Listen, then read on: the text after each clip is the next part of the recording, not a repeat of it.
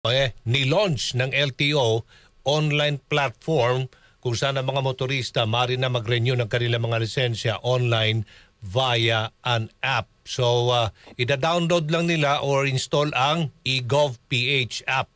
Tama ho ba? Then, hanapin po yung, locate yung LTO, i-click. Sige sir, para...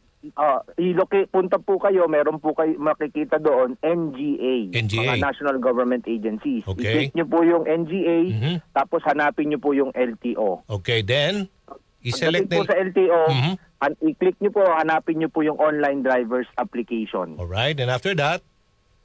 That po, the system will lead you, ano po yung gagawin nyo dahil ito po yung pag-create na po ng account. So, i-renew, yung account, then, renew your driver's license. Mayroon dong, may link, ano ba ito? I-click mo yun? Opo. Meron po. Okay. Kung andun din po yung link para po sa ating online driver's enhancement program. Kung wala pa po kayo nun, i-click nyo lang po yun, mariredirect naman po kayo sa mga provider. Kailangan nyo pong manood ng 5 oras and take the exam. Okay. Pag pumasa na po kayo doon, punta naman, babalik kayo sa eGov. Pagbalik nyo po sa eGov, i-click nyo naman po yung telemedicine. Pag telemedicine, mariredirect din po kayo doon sa ating mga providers. Mamimili po kayo ng appointment kung kailan nyo po gustong mag-telemedicine. Okay. 24/7 po ang utos po natin sa ating mga doktor, mga medical clinics, 24/7 it should be available. Lalo na po open po ito sa ating mga OFW na mga kababayan. Okay. Pagkatapos po ng telemedicine, then you can proceed with the renewal.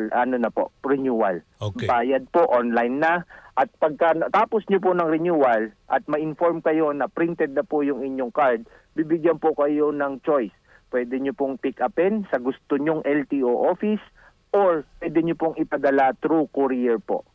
Okay. Yung sa courier, it will take lang po mga 2 to 3 days bago po maipadala. Pero as I said po, pag tapos na po ang inyong renewal process, meron na po kayong e-license na nasa eGov and that is valid as it at para na po siyang yung physical card. Okay. Maglabas na po tayo ng ating memorandum circular recognizing po yung e-license sa eGov application as valid as the physical card. Okay.